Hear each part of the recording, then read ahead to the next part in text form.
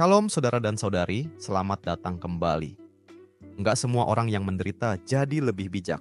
Rasa sakit enggak otomatis mengubah kita, kecuali kalau kita mau belajar darinya. Amsal hari ini kasih gambaran yang tajam. Seseorang bisa dihancurkan oleh hidup dan tetap enggak berubah kalau dia menolak untuk mendengar. Sebelum kita masuk lebih dalam, mari kita mulai dengan membaca firman Tuhan.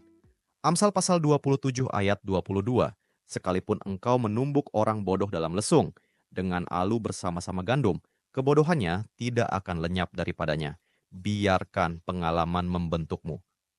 Hikmat bukan cuma soal mendengar nasihat orang lain, tapi juga soal mendengarkan hidup itu sendiri. Seringkali Tuhan membentuk kita melalui pengalaman, terutama yang menyakitkan. Dalam Ibrani pasal 12 ayat 7 sampai ayat 11, tertulis bahwa Tuhan mendisiplinkan orang yang Ia kasihi, bukan untuk menghancurkan, tapi untuk membentuk. Penderitaan bisa meruntuhkan kesombongan kita, melembutkan hati kita, membuat kita lebih peka terhadap orang lain, dan mengajarkan kita untuk bersandar pada Tuhan. Tapi satu hal yang penting, rasa sakit tidak otomatis menghasilkan pertumbuhan.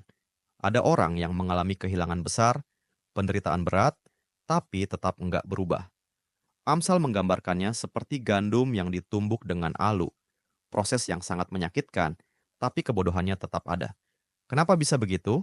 Karena penderitaan hanya mengubah hati yang mau dibentuk. Bagi sebagian orang, penderitaan justru membawa mereka lebih dekat dengan kasih Tuhan. Tapi bagi yang lain, itu jadi alasan untuk menjauh. Perbedaannya ada di dalam hati. Bahaya terbesarnya adalah ini. Saat kita merasa sudah cukup bijak, saat kita bijak menurut pandangan sendiri, kita mulai berpikir, kalau aku nggak bisa lihat alasan yang masuk akal untuk penderitaanku, berarti Tuhan juga nggak punya alasan. Itu adalah awal dari kebodohan.